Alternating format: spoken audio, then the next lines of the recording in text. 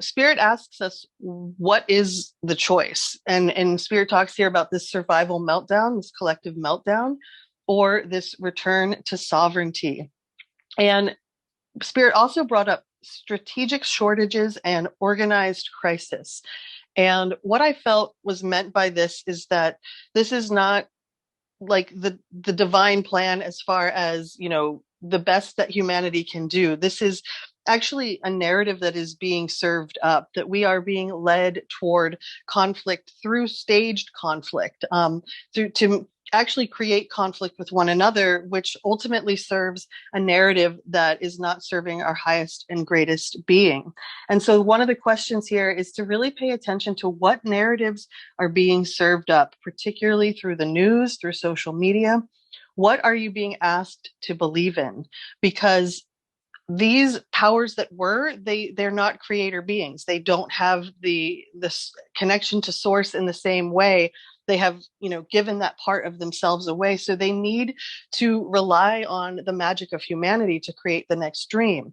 And they understand, better than we do at this point, to many degrees, what our mental and emotional and spiritual capabilities are. And so they're able to kind of invert that and turn that against us so that we don't really have that ability to know our own power, and we're more easily ushered into a narrative that is presented to us rather than necessarily the narrative that the divine wishes to create through us. And so this survival meltdown, or this return to sovereignty, there's going to be a lot of opportunities to go into fear, to go into that feeling of being squeezed or restricted or constricted. And at the same time, Spirit says simultaneously, there's going to be this massive heart awakening and this return to a person to person connection rather than this like top down hierarchical, very separate and disconnected way of living on this earth.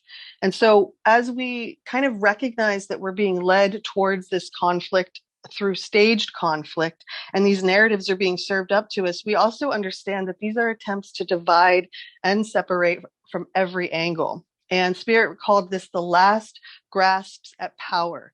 Even though they may believe they have it in the bag, these powers that world, because they have the world now kind of in their grasp with this, larger psychological experiment. But Spirit is saying that humans are beginning to view it as such, and we're beginning to read with discernment.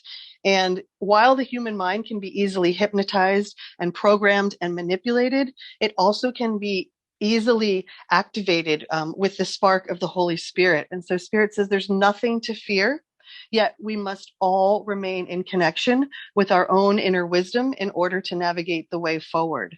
You will be given what to think if you are not thinking for yourself.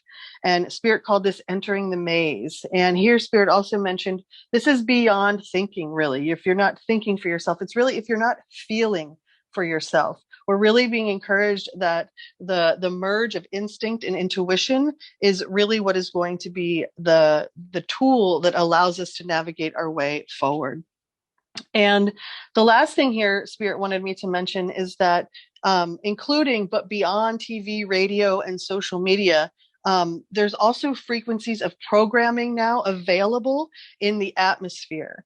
And I don't have necessarily the correct human words that I want to use to describe this, but we'll call it interference, and we'll say that it's very easy to be kind of disoriented and turned around by this interference if we are not maintaining that connection to our own divinity, if we are not engaged in some way to keep our mind in a practice of quietude, in a place of non-reactivity, and if we are not able to connect with our feet on the earth or our hands on the trees or gardening.